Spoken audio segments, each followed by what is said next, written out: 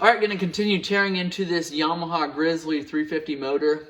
I've showed you how to pull clutches, replace belts, rebuild the clutch, as well as pulled stator and flywheel. So that part of the video is going to be already done. I'm going to show you how to tear into this top end, and then we're going to get down into our bottom end. I'll show you what that transmission looks like, as well as that crankshaft down in the bottom end there.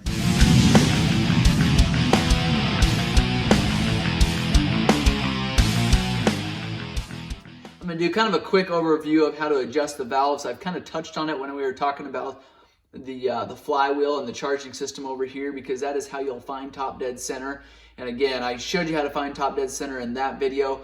Now I'm going to show you what it looks like up here, how to adjust those valves. And I'm just going to do that as we go because I don't want to spend a lot of time. It's fairly easy. You don't obviously have to pull the motor out to adjust the valves. But you do need to get into your intake cap here, as well as your exhaust side here. So you'll grab an Allen wrench. I've already loosened these up. I want to show you what it looks like underneath of here. So find top dead center. We can pull this cover off if you want. That's not completely necessary. It does kind of show you exactly where you need to be.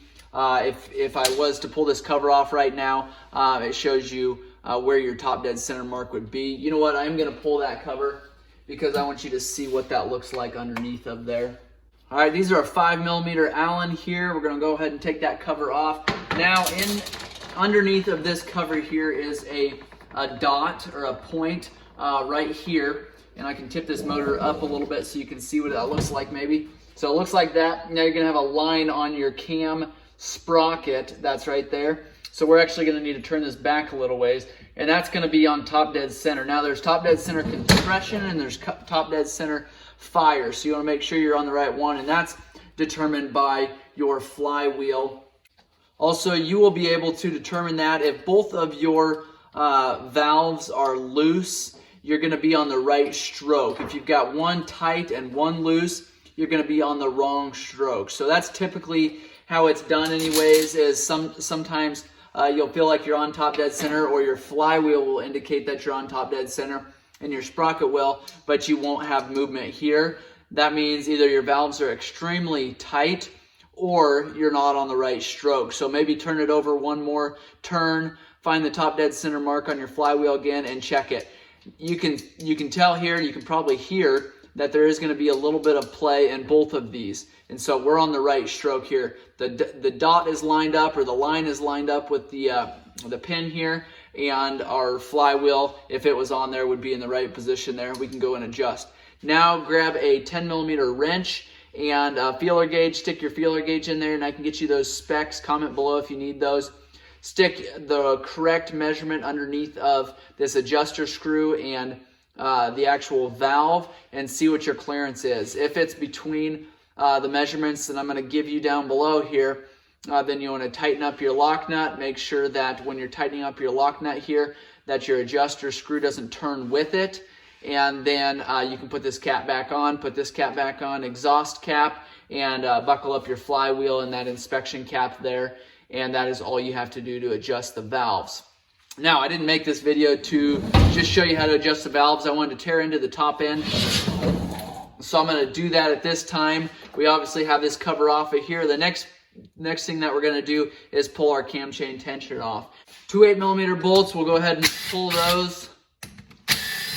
And then that'll typically just pop right off. If it doesn't, it is sealed up with a gasket. So if you're rebuilding your top end, you'll get a new gasket here. Make sure you clean that up and get that replaced if your top end gasket kit includes that piece.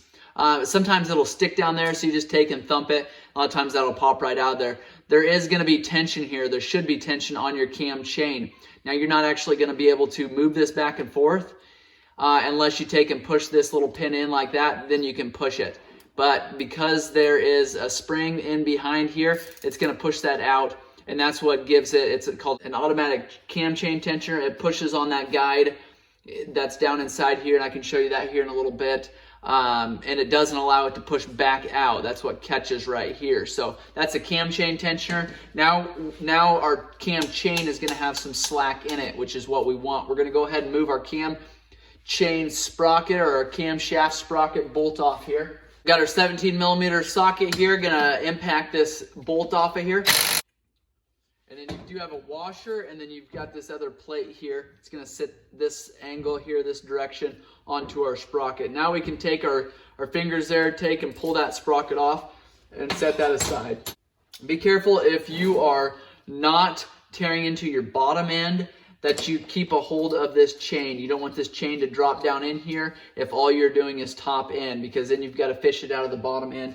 That can be fairly difficult. So next thing you're going to do, these two Allen bolts here that come in and go down into your cylinder, we can remove those. And also you can remove the 14 millimeter cylinder head bolts here. All right, we have our two 6 millimeter Allens removed here. Those are a larger Allen than a lot of our other bolts were. We've got our head bolts loosened and removed at this point. And then make sure you grab those brass washers that are on those cylinder head bolts there. Set those aside. Now you can just take and tap on this cylinder head. This will come off of there. You can see we've got our cam that's in here. To remove that, you've got two 10 millimeter bolts there. This keeper is going to come off, and then your bearing as well as your camshaft will just pull out of there. You will have to do a little bit of working it back and forth because of your rockers. And I can't remember, I think I've shot a separate video on pulling these rockers out as well, so make sure you check that out if you need to remove those rockers. Inspect your valves really good. You've got your intake over here, your exhaust on this side. Clean the dome up here, clean the gasket surface before you go back together. Your gasket is here, and it's a thicker metal gasket, and you want to make sure you get that replaced with the correct one. I believe these are like a 3-plate gasket. This thing's kind of, it's definitely shot, but it's kind of, maybe it's 4 or 5 plates. It's like individual pieces smashed together. So that is a little bit heavier duty of a gasket. Make sure and grab your dowel pins. A lot of times those stick in your gasket. When you pull those off, you want to make sure that those go back in your cylinder. You've got a dowel pin here and here. Just make sure you get those put back in there. We've got an Allen bolt here down at the base of the cylinder. We can go ahead and remove that. It's going to be a 5 millimeter Allen, and that Allen bolt will come off there. There's just one down here. One more thing on this cylinder head, you've got your intake boot here. Some people call it a carb holder or a manifold, an intake manifold. You want to inspect that boot, make sure it's in good condition. It's a hard rubber, it's a very, very hard rubber, and they do crack because of the heat that is around this engine, and then you've got the heating and the cooling. They do crack over time. You just want to make sure that you inspect that for any kind of cracks so you can get that replaced if you need. At this point, our cylinder's ready to come off. You do the same thing, you just tap on it. A lot of times it'll just kind of work itself off of there. Now if you have a piston that's seized in there, you won't have probably as good of a luck pulling that off of there. Sometimes it takes a little more encouragement, and you can actually take WD-40, spray it in there, let it sit overnight, and kind of loosen things up. Here's one of your cam chain guides. This is not the one that the tensioner pushes against. This is on the other side here. So this is the one that would be closest to us. It's down here. There's a groove down in here, and I'll show you that when we get that far. But that's where the end of this goes. Our cam chain guide that our tensioner pushes against, we're not going to be able to pull that and remove that until we get down into this bottom end. So our chain is also going to stay here while we pull up on this. You want to inspect these cylinder walls, make sure there's no grooving, make sure there's no scoring, make sure it's not out of round. I've shot videos on how to inspect and clean and hone these cylinders. I've also showed you how to check those and take measurements so that you know that you've got a good cylinder before you're going back together. Whatever you do, I would suggest at least replacing rings so you've got a good seal on your cylinder walls there. These are the rings, easy to replace. I'll show you a quick trick here to putting these on. If you have a ring here, you can take, what I do is find the open end here. I'll just take and spin that on. I'm trying to get to a place where you can see it. Take and spin it on like that. That'll kind of get it into place there, and you can see that there's some movement there. These rings are actually good, but just because you can get a set of rings for hardly anything, I suggest replacing these every time. There's measurements that you can do, some ring end gap measurements that you can do, but they're cheap enough. Just go ahead and replace them. You can get a whole set. Make sure that you don't have these rings ends in a row when you're going back together. Make sure that you space those gaps out. Pulling your pin, you want to grab an angled pick like this, or even a small screwdriver would work. If you are not tearing into your bottom end, I would suggest putting a couple rags down in here, clean rags. Make sure this is all cleaned up so you're not knocking debris down into your bottom end there. Take your circlip here, take your pick, and pull your circlip out of there. I also like to take my finger, put it over top of that circlip so that it does not, so it doesn't drop down in there. It also doesn't fly out when we're going to remove it. Now to push this pin out, you can take your finger and just push on it a lot of times. Now if your motor is seized up, you probably won't have, it probably won't be able to push out as easy. If you need to, just because of getting your finger in there is sometimes a little challenging, you can grab a socket. If you get one that's the same size, you can just take and push that out. What you don't want to do is grab a sledgehammer and start pounding on this pin. You're gonna damage your crankshaft if it's not already damaged, and you're also gonna damage your piston if you're planning on reusing that. Typically, if you can't just push these out either by hand or with a little bit of encouragement from a socket like this, then you need to replace probably your crankshaft, unfortunately, but for sure your pin. You want that pin to be able to come in and out fairly easily. Now, if you're gonna go and replace your top end anyways, or you're gonna rebuild it, your piston, if you order it from an aftermarket company, is gonna come with this pin. If you order it from Yamaha, it's probably not gonna come with this pin, but I would suggest replacing these. You can get these from companies like Wiseco, these pins for little or nothing. So I would suggest replacing those as well, especially if you're replacing your piston. And we've got your top end completely tore down. We're gonna get into your oil pump side here. We've also got your crankshaft balancer gear. We're gonna remove those, as well as your crank gear, and then we're gonna be able to split this case. Your transmission obviously is gonna be in between these cases here. We've got 8mm bolts all the way around, a couple different sensors. I'm gonna explain. You've got your oil pump assembly that's gonna be, well, your oil pump assembly is here. Your oil intake going to your oil cooler is gonna be down here. Obviously your oil filter is gonna screw on here. So I'm gonna tear into this side next. All right, pulling our crank balancer here. We've got a 27mm nut here that we've got to remove. We also have a little plate here that's gonna hold this nut on there. So what you do is take a screwdriver and a hammer, tap on that, flatten it out so we're able to spin that off of there. The reason why that flat keeper is on there is so that our nut doesn't spin off of there while our motor is running.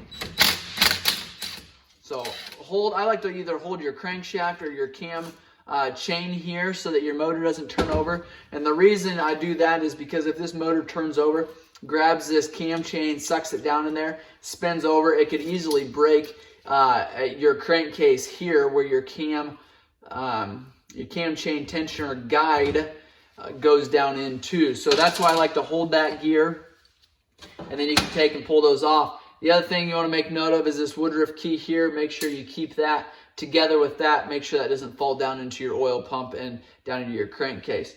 We've got a snap ring here that we're going to remove. Take and pull that off with snap ring pliers. Set that aside, and then you can take and pull this gear off of here. You've got a spacer that's got an F on the outside. You know, I don't exactly know why that F is there.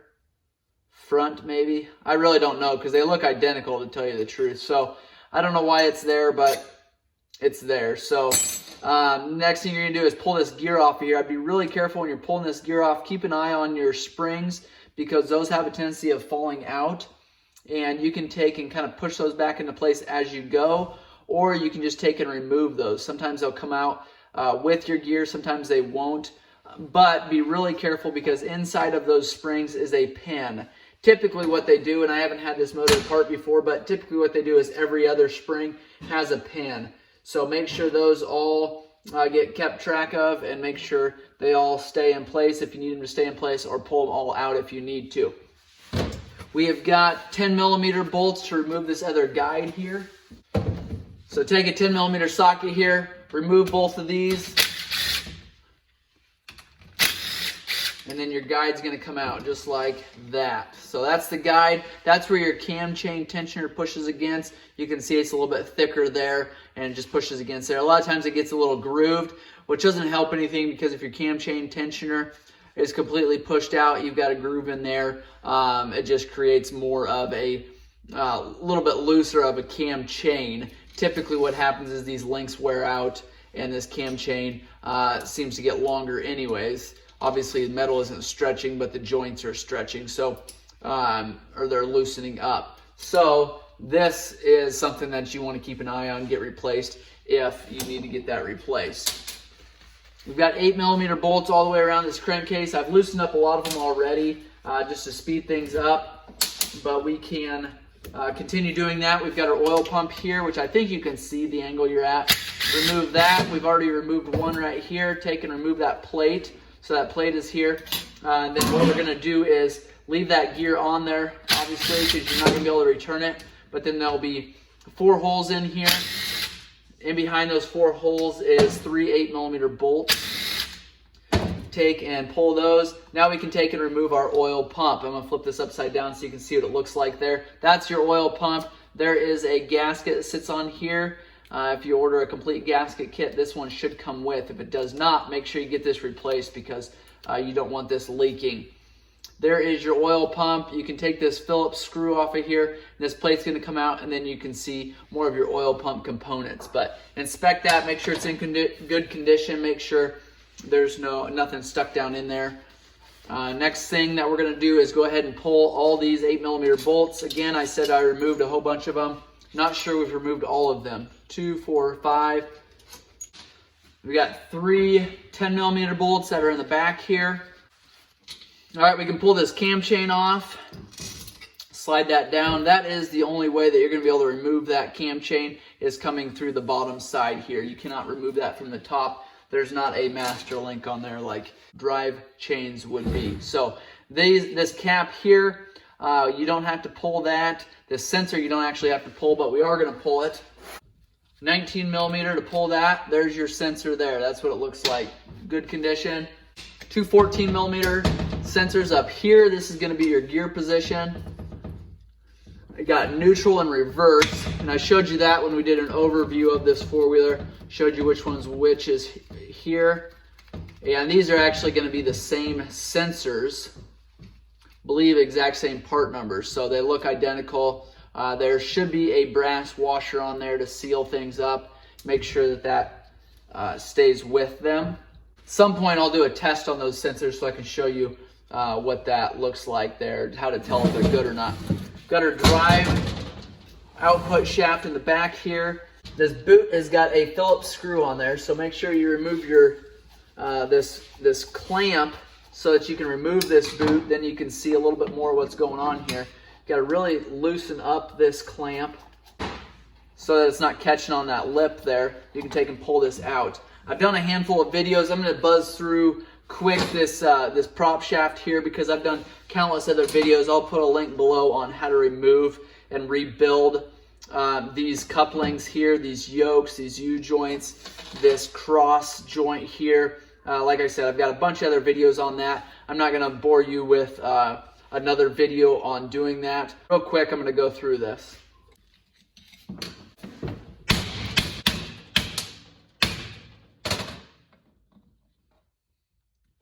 All right, so we've got 22mm socket here. Going to remove this nut. You can hold that yoke. This is a 1/2 inch impact, and you can still hold that yoke.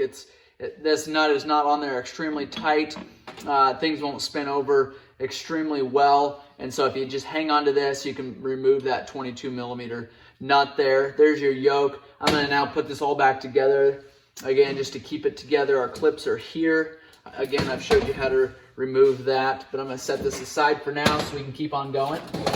Now I've got 12mm bolts in the back here. We're going to remove these, and then we can take this back coupling off of here. You want to be real careful. This is aluminum, so you don't want to get anything behind here and pry on it. You'll create quite a mess and destroy brake tabs off of this here. All right, now we're on the clutch side of the four-wheeler. This is where the clutch side was. It sat here. Your primary clutch, your secondary clutch sat here.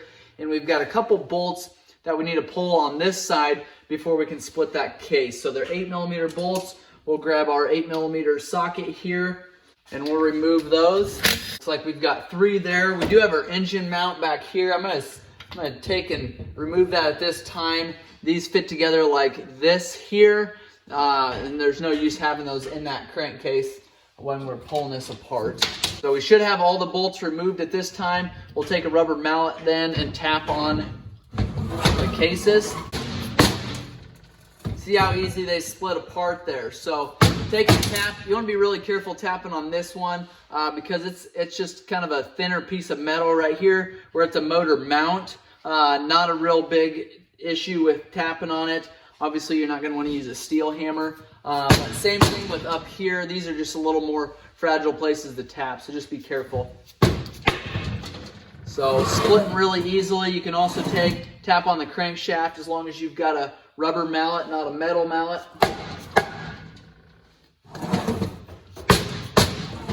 Again, you can see it splitting apart just like that. Now, when we get to about right here, before pieces start dropping, I like to kind of determine where our transmission is going to stay. If it's going to stay on this side, I'm going to flip our crankshaft or our crankcase up this way. If all the pieces are going to stay on this side, then I'm going to tip it up this way. So trying to determine that at this point, looks like, our crankshaft is on this side and it looks like it's going to stay there. Our gears are kind of all over the place. So I'm just going to choose one and just be careful when I'm pulling this so we're not losing pieces all over the place.